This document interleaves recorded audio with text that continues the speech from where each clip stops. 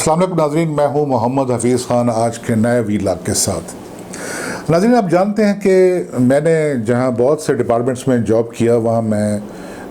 35 साल तक तकरीबन जो पंजाब की अदलिया है वहाँ पर सिविल जज से लेकर डिस्ट्रिक्ट एंड सेशन जज के ओहदे तक रहा, और मैं पंजाब सर्विस ट्रिब्यूनल का चेयरमैन भी और उसका मेंबर भी रहा, एडिशनल सेक्रेटरी लॉ भी रहा हुकूमत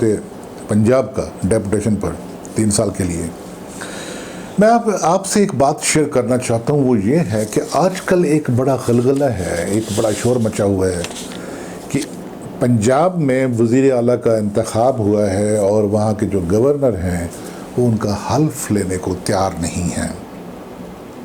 हमारी जो पंजाब की अदालत आलिया है उन्होंने एक रोज़ पहले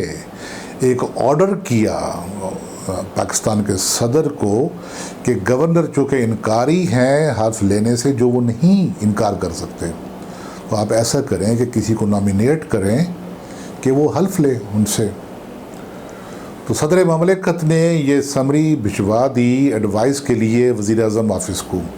वज़ीर-ए-आज़म ऑफिस ने आज उन्हें एडवाइस किया कि इस सूरत में आप चेयरमैन सेनेट से कह दें, उन्हें नॉमिनेट कर दें ताकि वो पंजाब के जो वज़ीर आला हैं, और पंजाब में 21 दिन से किसी की हुकूमत नहीं है बग़ैर वज़ीर आला की, ये पहली बार है कि इतना अरसा गुज़रा है कि पंजाब सबसे बड़ा सूबा वो बग़ैर किसी हुकूमत के काम कर रहा है। तो आप वहाँ पर किसी को कहें कि वो हल्फ लें और ताकि वो अपना ओहदा संभालें, लेकिन इसके बावजूद भी आज किसी को नॉमिनेट नहीं किया गया कि वो हल्फ लें। हो सकता है अगले आने वाले दिनों में, एक आध दिनों में इस पर कोई और सूरत निकल आए, किसी को मुकर्रर कर दिया जाए या कोई और सिलसिला किया जाए, गॉड नोज़ बेटर। लेकिन मैं आपसे ये एक बात कहना चाहता हूँ कि हमारे यहाँ जो ये हल्फ है इसकी तौकीर क्या है। हमारे जैसे मुआशरे में जितना बेतौकीर ये हल्फ है, ये कसम उठाना है या कसम खाना है हो चुका है, उससे ज़्यादा और कोई चीज़ बेतौकीर नहीं हुई। मैंने 17 जुलाई 1982 को पंजाब की जो अदलिया है वो बतौर सिविल जज मैंने ज्वाइन की, और मेरी पहली पोस्टिंग हुई रहीम यार खां में, जो डिस्ट्रिक्ट हेड क्वार्टर पर। मुझे याद है कि वहाँ पर चार्ज लेने के बाद मैं एक सिविल केस की समाअत कर रहा था, और उसमें जो थे गवाह थे एक सिविल केस में, वो एक मस्जिद के इमाम थे, और जब गवाही देने के लिए वो मेरे पास पेश हुए तो उन्होंने एक जगह नहीं कई जगह अपनी गवाही में झूठ बोला। और नाज़रीन, आपको मालूम होना चाहिए कि जब अदालत में कोई गवाह गवाही देने के लिए आता है तो वो क्या कसम उठाता है, क्या हल्फ लेता है। वो कहता है कि मैं खुदा की कसम उठाकर कहता हूँ कि मैं जो कुछ कहूँगा सच कहूँगा। अगर मैं झूठ बोलूँ या कोई चीज़ छिपाऊँ तो मुझ पर अल्लाह का अज़ाब नाजिल हो। ये हल्फ उठाने के बाद फिर वो गवाही देता है। और उस हज़रत साहब ने, जो एक मस्जिद के इमाम भी थे, उन्होंने एक जगह नहीं कई जगह झूठ बोला, कंट्राडिक्ट किया अपने आप को। तो मैंने उन्हें झूठ बोलने के लिए कि क्यों ना आपको सज़ा सुनाई जाए परजरी की, झूठ बोलने की, तो मैंने उनको नोटिस दिया। तो उन्होंने वो मेरा नोटिस जो था 1982 की बात कर रहा हूँ कि जब अदलिया का बहुत एहतराम था हमारे यहाँ, तो उन्होंने उस नोटिस के जवाब में कोई भी किस्म का जवाब देना गवारा ना किया कि एक शख्स ने सरीहन झूठ बोला है। तो मैंने उन्हें अदालत के रूबरू हल्फ पर झूठ बोलने के लिए मैंने उन्हें सज़ा सुना दी, क्योंकि सज़ा शायद 3 महीने की थी, और वो उसके लिए शर्त थी कि उसको जो डिस्ट्रिक्ट एंड सेशन जज हैं वो भी वो सज़ा को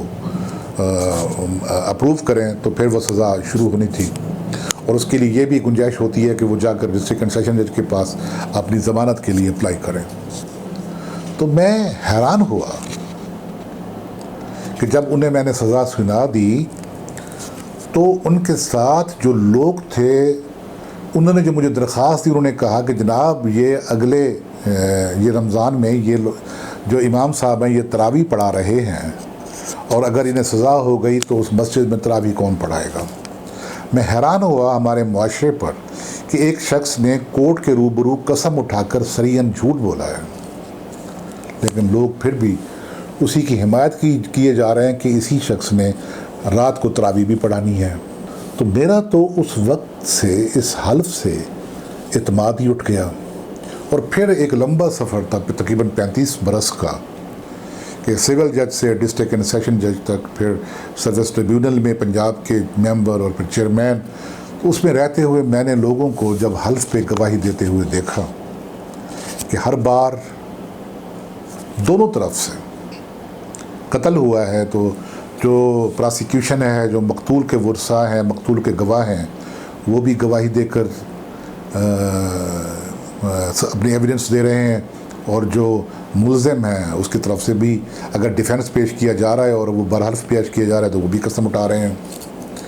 تو یہ ایک عجیب سا ہوتا ہے جس میں سے جج کو گزرنا پڑتا ہے کہ وہ سچ اور جھوٹ کی تمیز کر سکے۔ اور ہمارے ہاں عدالتوں میں میں نے یہ دیکھا کہ باہر ٹاؤٹ پھرا کرتے ہیں، اور ان کے پاس گواہ ہوتے ہیں، پیشہ ور گواہ، جس کے خلاف ہم نے ہمیشہ ہماری ڈسٹرکٹ جوڈیشری نے مہم چلائی رکھی ہے کہ کسی پیشہ ور گواہ کو قریب نہیں پھٹکنے دینا۔ اگر وہ کوئی شخص بار بار کسی کیسوں میں آ رہا ہے تو اس کے خلاف ایکشن لیا جاتا رہا ہے۔ تو وہی گواہ آتے 50-100 روپے لے کر، انہوں نے آپ قسم اٹھوا لیں اور جو مرضی گواہی دلوا لیں۔ اور پھر میں نے دیکھا کہ ہمارے ہاں سپیکر اور ڈپٹی سپیکر، ہمارے ہاں اور بڑے عہدیدار، گورنر جو سب سے اوپر بیٹھے ہوئے ہیں، جنہوں نے یہ حلف لیا ہوا ہے کہ وہ یہ عہدہ سنبھالتے ہوئے اس ملک کے وفادار رہیں گے، آئین کے وفادار رہیں گے، کوئی اپنا ذاتی انٹرسٹ نہیں رکھیں گے، کوئی ذاتی تعلق نہیں رکھیں گے، اور وہ اس کرسی پر بیٹھ کر برملا یہ کرسی چھوڑ کے جاتے ہیں کہ چونکہ ہمارا فلاں شخص سے ذاتی تعلق ہے اور اتنے عرصے کا ذاتی تعلق ہے، لہٰذا میں یہ کام نہیں کرتا۔ ناظرین، آپ کو معلوم ہوگا کہ جرم کیا ہوتا ہے، آفینس کیا ہوتا ہے۔ اگر ہم پاکستان پینل کوڈ کی بات کریں تو کوئی ایسا کام جس کے کرنے کے لیے آپ پابند ہیں اور آپ وہ نہیں کرتے، یا جس کام کو آپ نے نہیں کرنا آپ وہ کام کرتے ہیں، تو یہ آفینس ہے، یہ جرم ہے۔ تو آپ ذرا خود سوچئے کہ ہمارا معاشرہ کس طرف جا رہا ہے۔ ہمارے یہاں پہلے تو یہ ہوتا تھا کہ جو اشارہ توڑ کر ٹریفک سگنل توڑ کے گزرتا تھا اس کی بلے بلے ہو جاتی تھی، واہ واہ ہو جاتی تھی، اور اب یہ معاملہ ٹریفک سگنل سے کہیں آگے نکل چکا ہے۔ جب بڑے بڑے عہدوں پر بیٹھے ہوئے لوگ یہ کہیں کہ ہم قانون کو نہیں مانتے، تو میسج جو ٹرکل ڈاؤن ہوتا ہے نیچے تک، وہ کیا ہوتا ہے؟ آپ گھر سے باہر نکلیں، ایک شخص آپ کے گھر پہ کوڑا ڈال کے چلا گیا، آپ سے کہیں کہ میرے گھر کے سامنے کوڑا کیوں ڈالا ہے، تو وہ کہیں میری مرضی، میں نے ڈال دیا ہے، تم جاؤ، میں تمہاری بات نہیں مانتا۔ آپ گھر سے نکلیں اور کوئی شخص آ رہا ہے، ایک تھپڑ رسید کر دے آپ کے چہرے پر، آپ کہیں مجھے تھپڑ کیوں مارا، تو وہ کہا میں ماروں گا، جاؤ جو کرنا ہے کر لو۔ تو اگر آپ اس حلف کو بے توقیر کریں گے جو ہمارے آئین میں پرووائڈڈ ہے، تو پھر چھوڑیں اس حلف کو۔ جو بات لوگ حلف اٹھا کر، قسم اٹھا کر نہیں کرتے، تو اگر آپ حلف نہ اٹھا کر وہی کام کریں گے تو پھر کیا ہو جائے گا؟ جن لوگوں کے ہاں ضمیر ہے، جن لوگوں نے اس ملک کے آئین کو ماننا ہے، قانون کو ماننا ہے، تو انہوں نے کوئی حلف اٹھائے بغیر بھی ماننا ہے، اور جن لوگوں نے اس ملک کے آئین کو توڑنا ہے، قانون کی وائلیشن کرنی ہے، کسی ضابطے کو نہیں ماننا، سماجی، معاشرتی، قانونی اور آئینی ضابطے کو نہیں ماننا، تو انہوں نے حلف اٹھا کر بھی نہیں ماننا۔ یہ بہت بڑی بدقسمتی ہے۔ اس قسم کے حالات میں نے اپنی زندگی میں نہیں دیکھے تھے، کہ جو آج دیکھنے پڑ رہے ہیں، کہ وہ لوگ کہ جنہیں دیکھ کر باقی لوگ فالو کرتے ہیں آئین اور قانون کو، وہ لوگ اگر فالو نہ کریں اور سامنے ڈٹائی سے کھڑے ہو جائیں کہ میں نہیں مانتا، کوئی ہاسپٹل میں داخل ہو رہا ہے، کوئی بیمار ہو رہا ہے، کیا کچھ ہو رہا ہے، اور کوئی اس کو لٹکایا جا رہا ہے، بظاہر یہ کہنا کہ جناب میں تو حکم مان رہا ہوں، لیکن عملاً وہ حکم نہیں مانا جاتا، تو پھر کیا ہوگا؟ اگر ہم عدالتوں کا تمسخر اڑائیں گے تو پھر آپ کے پاس بھی کوئی عدالت نہیں رہے گی کہ کل کو اگر یہ معاشرے کا ہاتھ، معاشرے میں بدامنی کا ہاتھ آپ کی گردن تک پہنچا اور آپ کسی عدالت میں پہنچے اور آپ کے حق میں ریلیف بھی مل گیا، تو پھر بھی اگر آپ کی سنوائی نہیں ہوتی، لوگ عدالت کا کہنا نہیں مانتے، حکم نہیں مانتے، تو پھر آپ کے دل میں کیا گزرے گی یہ سوچ لیجئے، کیونکہ آپ کا اس ملک میں کچھ نہیں رکھا۔ جو لوگ اس آگ کو بھڑکا رہے ہیں اس ملک میں ان کا کوئی سٹیک نہیں ہے، نہ ان کی بیوی ہے یہاں پر، نہ ان کے بچے یہاں پر ہیں، نہ ان کا کوئی انٹرسٹ ہے یہاں پر۔ اور وہ لوگوں کو کہ جو کام ہمارا بدترین دشمن نہیں کر سکا، اس ملک میں حلف کو بے توقیر کرنے کا، وہ ایک شخص نے کر دکھایا ہے، اور ہمارا حلف بے توقیر ہو کر رہ گیا ہے، ہمارا آئین بے توقیر ہو کر رہ گیا ہے، ہمارا قانون وائلیٹ ہو رہا ہے اور کسی کو اس کی پرواہ بھی نہیں ہے۔